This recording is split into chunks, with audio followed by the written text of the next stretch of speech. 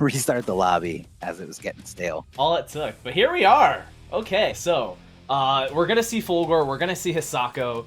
These two characters, I think they go back and forth, man. I think the matchup can be tough for Hisako once Fulgore gets going, but she starts out up in his face and she can really just rush him down and not even let him get started.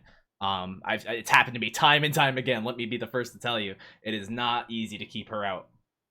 Can I point out what I noticed already is that even in a lobby like this, it doesn't tell you who your opponent picked in like the roster. So it doesn't tell you until after you made your choice. Yeah, so you can totally have blind picks online. Yes, it's a beautiful thing.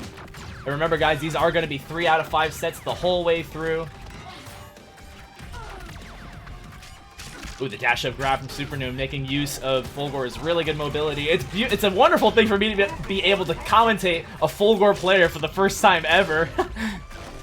Oh man! All right, so he's setting up right there the projectile, and then it's kind of like he's messing with the timing. You know, going back and forth, whether you're going to be on the left side or the right side when that projectile hits. I'm assuming this is like That's Street correct. Fighter, where you have to block the character, not the projectile. Correct? It's both. You have to block the projectile properly, and then you have to block the high-low of the character or take the throw. So Fulgore has just about every option off of that mix-up. I see. So it's not like, you know how like in Marvel, you always block the main character, not the assist, the projectile being the assist. Is that still true here? That's kind of what I thought.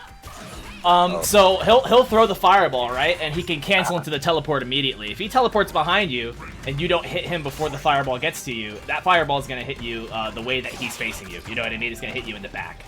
But if he stays in the front, then, it's going to be in the front. He's invisible during his teleport. So that's why it's such an ambiguous mix-up, is because you can't really see where he's going to be to block the fireball. You know what I mean? And then once you do block the fireball, if you do, then he can go for another mix-up off the block stun. I see.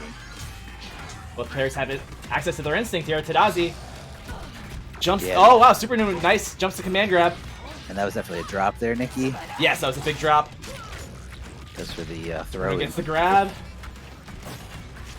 I like these neutral jump attempts, but he has to be careful. She does have her instinct. She could parry. And the parry right off of the overhead. Tidazi's going to take the first game.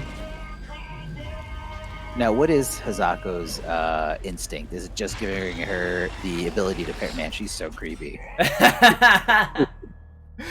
Yeah, she's not exactly pretty. No, she's not. So what does the instinct give her the ability to do? Her instinct has so like her as a character, she has Wrath Meter, right? And that's right above her her shadow bar, and that Wrath Meter allows her to get counter hits off of any normal that she has involving her Naginata at any given time, and that counter hit allows her to have more combo potential. Even if you don't actually get counter hit, like you didn't press a button, it'll give you the automatic counter hit for you. Essentially, is what it is. Okay, so it opens up more like combo routes that wouldn't normally, or I guess damage routes that normally wouldn't be available outside of that if it wasn't a counter hit. That's correct. Yeah. Okay. And she can hit confirm into her Rekkas off of just about any one of those normals. Oh my god, that's her forward dash. It's super creepy, but she does have one of the worst back dashes in the game. Her walk speed is very similar to Makoto, and the dash is the same as Makoto as well from Street Fighter 3, where she has a very slow walk speed and a very good dash. I like what Supernoon is doing here. He's using. Oh, he gets caught out of the air, but he was getting away and trying to build his meter and zone a little bit. It's really the place you want to be. You don't want to be in Hisako's face because she has a 2-frame command grab that she can just scoop you up with at any given time. Oh, the fireball mix-up. It was too far away. Oh, and those Rekkas. He got caught with the overhead portion of them. There are big gaps in between there. Supernoon could do a reversal out of them or just try to react to block and then punish. That's a big jump in here from Fulgore, but was that a drop there, Nikki, again? It was into a reset. She did that on purpose to get unbreakable damage, so she didn't actually have to cash anything out. She didn't have to make anything breakable. Resets are very strong in Killer Instinct because people are always looking for the combo breaker, as we see in there, as Supernoon breaks the heavies. And a shadow counter on a DP, that's not going to work because he was up in the air. And finds the grab and takes the life bar. Supernoon holding his own. Gets the jumping medium kick cross-up. That is his only cross-up button. All right, and that's is that a when she throws him on the knife? Is that a normal throw or is that a command grab? That's a 2-frame command grab. That is that's the fastest normal command grab in the game. And Tidazi's gonna get a level 4. If she spends the meter, she can cash this out. Go for instinct. Oh, she popped instinct there. She could have finished it, but Supernoon has another chance.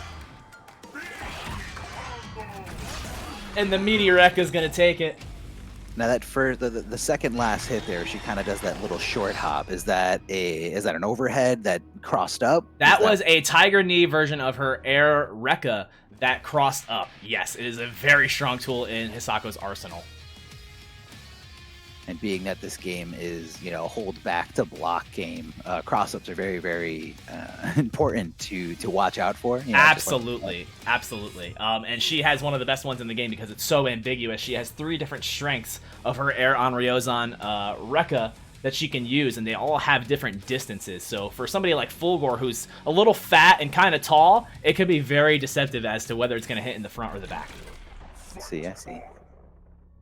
So Tidazi up 2 games on Supernoon here. He's not playing bad, but he just doesn't have the knowledge to deal with Hisako right now, it seems. Tidazi has the Fulgore matchup on lock. And I must say, I don't think I've ever even used Fulgore against Tidazi's Hisako in all the games we've played. So we don't have you to blame. No, you can't even blame me for this one. Finds the wreck as Tidazi has the footsies off that crouching medium kick, that really long-range low Naginata normal that she has. And that was a with command grab animation. That's very yes. Okay. She goes for the clutch. Yeah, I almost missed it there. And in this game, there's nothing like delayed wake up. It's just a staggered wake up timing. Correct. There's either soft knockdowns or hard knockdowns. And you cannot. You can quick rise in certain situations. You can quick rise, but that's about it. Like after a juggle, right. Or certain enders. I see.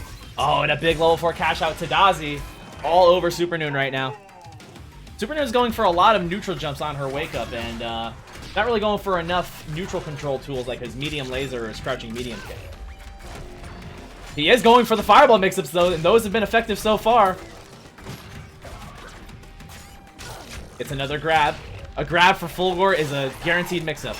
And she reacted with the instinct pop and was able to see during the freeze frame that Fulgore was going for an overhead and parried it on reaction. That's a big part of using instinct, is that you're able to see what your opponent's doing. Oh no! Supernoon tried to DP that laser and got auto-corrected.